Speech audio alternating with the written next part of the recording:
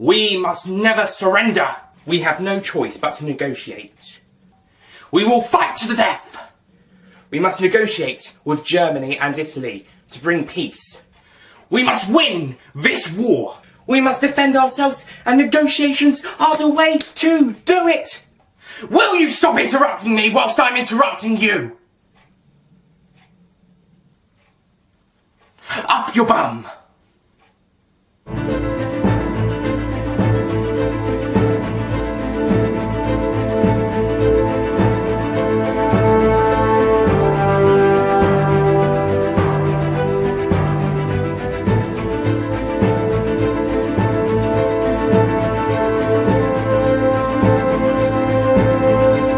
Hello ladies and gentlemen, Nick here and welcome to my review of Darkest Hour. I hadn't actually been intending to see this. I had thought sounds like a good idea, but I hadn't really been intending to see it in the same way as with the Post or Early Man. But me and my mum and sister went to see it as it was on, and Mum was interested, so we saw it. And before you say anything, yeah, I've shaved a bit of my hair off up here because I was trying to get the bits coming down here, trying to get them straight, and I also don't like the hair going over the ears, but I went a bit too far. I even screwed up on that because this one is not even that much, hasn't lost as much as this one, this side, so getting a proper haircut. At time of recording, it's Sunday the 4th of February 2018, which means happy birthday to Dan Middleton / Evans and Ollie Pajak, aka Mr. TARDIS 11, whose birthday is today at time of recording. At time of this going out, it's probably later on in the week, but depend. And I'm having a haircut on Thursday the 8th. This video should probably be going up on Wednesday or Thursday. Depends on what happens. It's Wednesday 7, Thursday 8. So it's a bit late for the birthday celebrations now. Don't worry, I already posted it for Facebook. So, Darkest Hour. This film is set during the early days of Winston Churchill as Prime Minister. There's also the Churchill film with Brian Cox that we've got on DVD, but we haven't seen yet, about his later days during the D-Day operations. This one's a bit more about focusing on the Dunkirk bit, released at the time of Dunkirk. Want to see a bit more about that, go see Dunkirk by Christopher Nolan, which is a really good film. This one's also really good. I don't think it's quite perfect. I have to say I didn't quite get into it earlier on, but as the film went on a bit more, I started getting more enjoyed and getting more into it. And Gary Oldman, he was great as Churchill. I think his performance got better over the film. It was okay as Churchill earlier on, but as the film went on, as the character progressed, so did the performance, and he was really great by the end. He was fantastic, nearly fantastic. It was brilliant towards the end. I loved the scenes on the underground, not just because they're on the underground, but Oldman's performance and the people on the train. Great characters, great actors, really great stuff.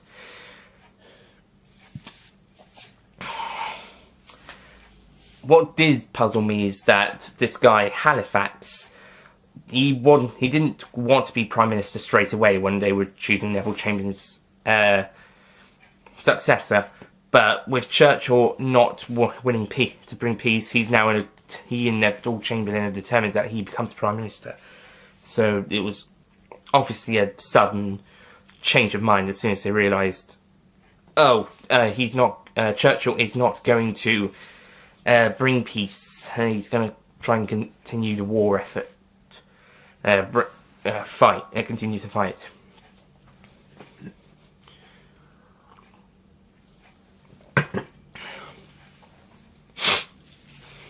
We also see quite a bit of Lily James' character, Miss Layton, Churchill's secretary, throughout the film, particularly earlier on. And there's this great scene where she actually reveals to Churchill about her brother at Dunkirk who didn't make it. And Churchill just looks at her and he's kind of a bit shocked. But a sacrifice, unfortunately.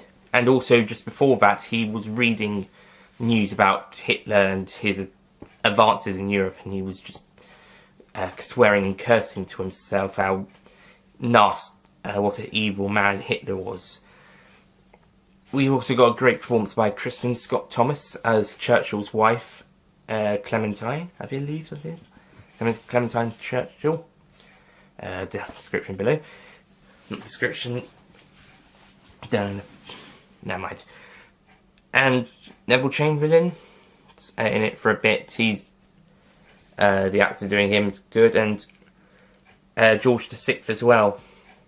There's quite a bit of tension between some people, but then eventually Churchill gets the support of the king, the people, the outer cabinets, and eventually the cabinet office itself, and then eventually the House, Parliament.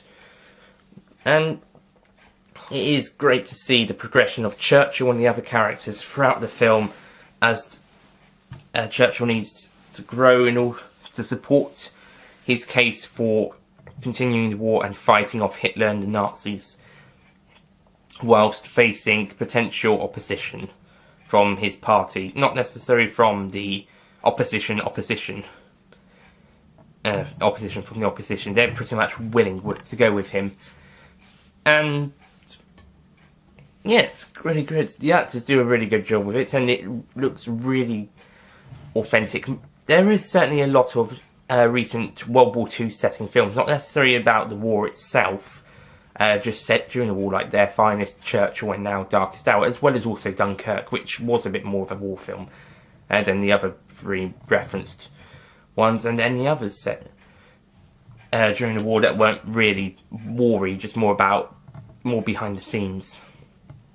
So, but it certainly looked very authentic, and like I said, I loved what they did with the London Underground, how they made that look like a 1940s style underground. They even had the map with the planned Northern Line, Northern Heights project, and not all of it was completed.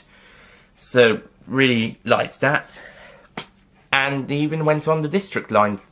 The girl that Winston asked said one stop to Westminster. Mind you, one stop east, so that would have been from St James's Park. Let me just double check that. Yeah, St James's Park, as you can see here. This bit is has been around for for over a century, maybe a century and a decade. But St James's Park to Westminster, one stop east on District Line Circle, I don't think came around till 49.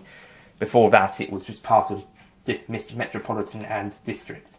This is a bit of a later on map, as they've got some of the Northern Line that was built, as well as the Central Line. And also the Bakerloo Line had become... Well, actually no, I think that was 39. The Bakerloo Line had took over the Metropolitan Stanmore branch. I could do a lecture of this any day. So one stop east from St James's Park to Westminster. And it was actually quite a lengthy ride. He had plenty of time to talk to all the people on the train.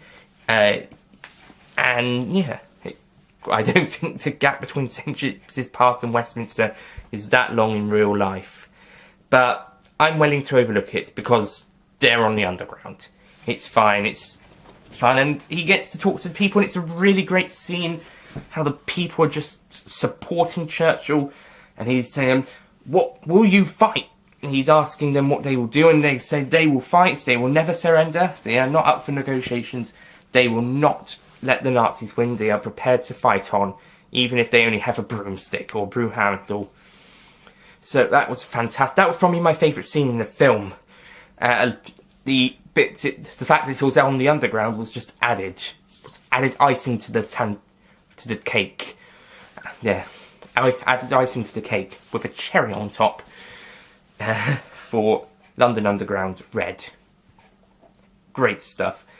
And yeah, it's also quite emotional at some points, and looks really realistic as amazing stuff. The music is also really good, and just has this real feel of determination to win against an enemy who must be defeated at all costs, with those opposing and wanting peace. And you could, peace via negotiations, and you could argue both sides, which is a good thing. If you could try doing both ways, but it's unlikely Hitler or Mussolini, the leaders of of Nazi Germany and Fascist Italy parties. Nazis are fascists, but Italy didn't have a Pacific group, so it was, well, Pacific man, but not Pacific group or party, unless it was his party.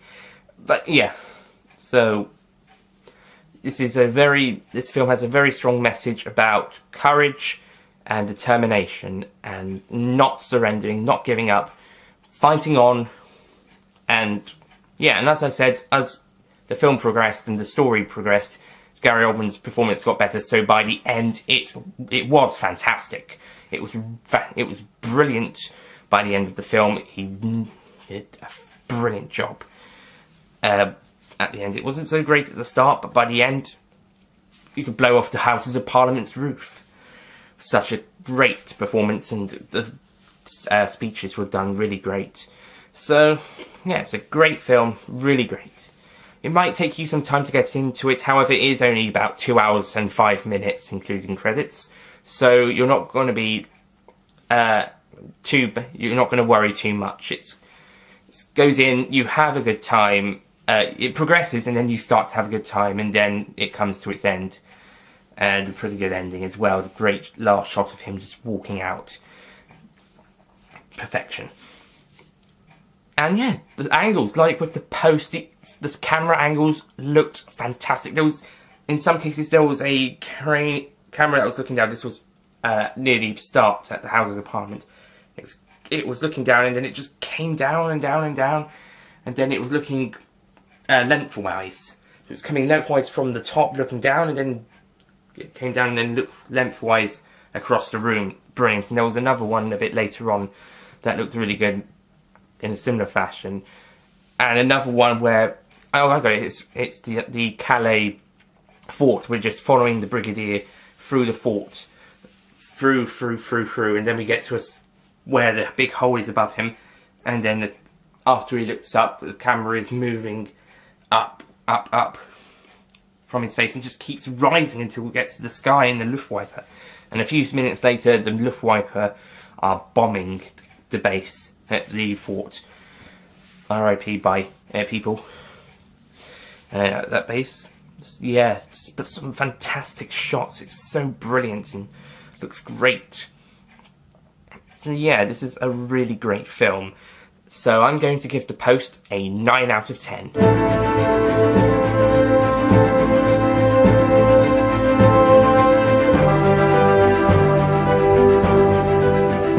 The reason I say it's a 9 is because, like I said, it does take its time for you to get into it, and the performances have to grow, especially Gary Oldman's. But once you get to the second half, it's getting better as it progresses, and once you get to the last act, wow, you're going to be blown away.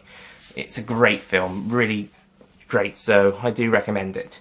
So that's it from Darkest Hour. Thank you all for watching, and I'll see you guys next time. Goodbye.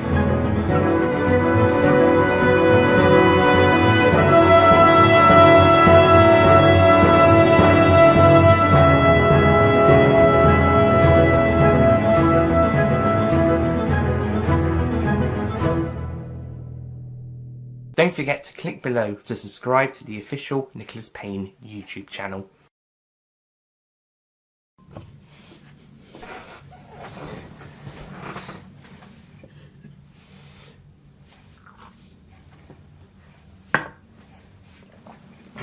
Hello, and on to the song. Yep. Hear me?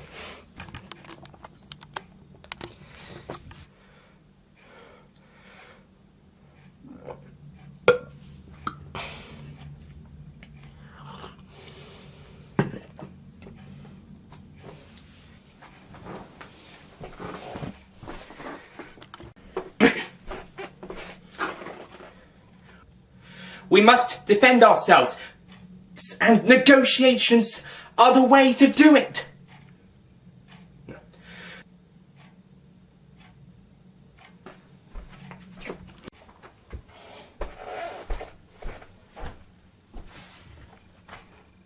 we